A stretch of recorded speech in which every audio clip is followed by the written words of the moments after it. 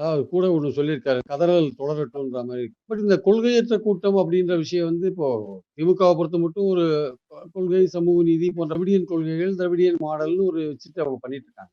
அதனால அவருடைய கவர்னன்ஸ் அவங்க ஆட்சி முறையில வந்து அவங்க குடுத்த வாக்குறுதிகள வந்து நிறைவேற்றலன்றது முக்கியமான குற்றச்சாட்டா வந்து விஜய் சொல்றார். முக்கியமா ஊழல் குற்றச்சாட்டுகளை விட வாக்குறுதிகள் நிறைவேற்றாத குற்றச்சாட்டுகள் தான் அவர் சுட்டி காமிக்கிற ஒரு முக்கியமான விஷயமா இருக்கு. அது தவிர லோக்கல்ல பேசும்போது அரியலூர், திருச்சியில பேசும்போது அந்த லோக்கல் மந்திரிகள பத்தியும், அந்த லோக்கல்ல இருக்கிற பிரச்சனைகள பத்தியும் கொஞ்சம் பேசுறார்.